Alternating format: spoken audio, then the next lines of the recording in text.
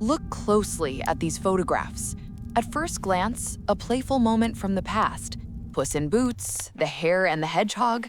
But stare into their frozen, unblinking eyes, and they become deeply unsettling. These aren't just people in costumes. This is the absolute elite of 19th century Munich, captured in a breathless trance.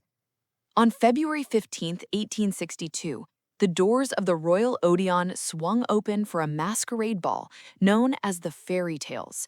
It was supposed to be a night of artistic revelry, but hiding in the shadows of this very ballroom was a quiet 16-year-old boy who would soon become the most infamous, tragic monarch in European history, King Ludwig II. How did one night of theatrical fantasy plant the seed of a manic obsession? And what do these incredibly rare, chilling photographs reveal about the dark side of fairy tales? To understand the sheer magnitude of this event, we must strip away what you think you know about fairy tales. In 19th century Germany, folk tales were not sanitized children's stories. The Brothers Grimm documented ancient, terrifying mornings passed down in the dark, freezing forests of Bavaria. Original German folklore was brutal and deeply psychological. It featured starving children abandoned in the woods, wicked stepmothers dancing in red-hot iron shoes, and wolves devouring the innocent. These tales were repositories of ancestral fear and harsh morality. So when an elite network of intellectuals known as Young Munich chose the theme of fairy tales for their 1862 Masquerade Ball, it wasn't a childish whim. It was an invocation of pure, untamed mythology. They secured the Royal Odeon, transforming a hall reserved for formal court gatherings into a theatrical backdrop for ultimate fantasy. As aristocrats flooded the ballroom in heavy velvets and intricate medieval armor, it became clear they didn't just want to wear a mask, they wanted to become the myth. The artists enlisted a young stage designer named Christian Jank to build the ultimate illusion. On a massive canvas spanning the hall, Jank painted a colossal medieval fairy tale castle perched on a jagged cliff. To capture the magic forever, they brought in Joseph Albert, a leading photographer of his era. Because early cameras couldn't capture a moving crowd, Albert did something deeply unnatural. He pulled guests into a quiet space and arranged them into tableaux vivants, living pictures. The subjects had to freeze in absolute stillness for agonizing seconds, mimicking painted scenes from ancient legends. Look at the resulting images. The life has been drained from their faces, replaced by the hollow stare of the characters they are pretending to be. For those long seconds, they weren't human. They were frozen myths. And standing in the corner of this grand hall, watching adults bend reality, was 16-year-old Crown Prince Ludwig.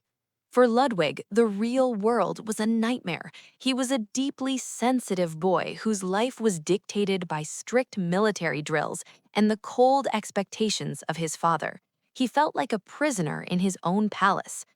But as he looked up at Christian Jank's magnificent painted castle and watched the elite of Munich freeze into living myths, something in the prince's mind snapped. For the artists, the ball was an intoxicating illusion that ended at sunrise. For Ludwig, it was a dangerous revelation. It proved that fantasy could be materialized. A terrifying thought took root. If artists could build a fake castle inside a ballroom, what could a king build with the wealth of an entire nation? He decided, right then, that he would never leave the fairy tale. Just 2 years later, his father suddenly died. At 18, the introverted teenager was crowned King of Bavaria. Armed with absolute power, Ludwig began to execute his manic, lifelong obsession. He didn't hire traditional architects. Instead, he sought out the very same theatrical stage designer from the 1862 Masquerade Ball, Christian Jank. Ludwig commanded Jank could take the exact illusion from that party and build it in real stone on top of an alpine mountain. This was the birth of Neuschwanstein Castle. It wasn't a functional fortress. It was a life-size, three-dimensional theater stage where the king could hide from the modern world. But you cannot live inside a photograph. As Ludwig poured millions into his mythological fantasies, his eccentricities grew darker. He slept all day, refusing to see ministers. At night, he rode through the snowy Alps in a golden sleigh. He demanded servants enter his chambers bent entirely in half. By 1885, the king's personal debt had reached a staggering 14 million marks. He even threatened to rob the Rothschild banks to fund his impossible castles. The pristine illusion was bankrupting the state. The fairy tale was collapsing. In June 1886, the Bavarian government executed a ruthless plot. Without ever physically examining him, a panel of doctors declared King Ludwig II hopelessly insane. They arrived at his fairy tale castle in the dead of night, stripped him of power, and dragged him away. The boy who had stood wide-eyed in the royal Odeon was now a broken man, locked out of his own fantasy. 3 days later, Ludwig and his psychiatrist, Dr. Gudden, went for a walk in the rain. They never returned. Their bodies were found floating in the shallow, dark waters of Lake Starnberg. But here is the most chilling part. Dr. Gudden was found dead beside the king, with signs of a brutal struggle on his face and neck. And in King Ludwig's lungs, according to some reports, there was almost no water at all. Was it suicide?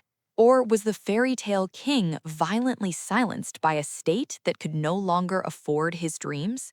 Today, the photographs taken by Joseph Albert at the 1862 Masked Ball offer a breathtaking glimpse into the 19th century mind.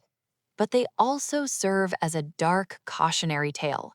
It was a night of artistic magic, but it planted the seeds of a deeply tragic destiny.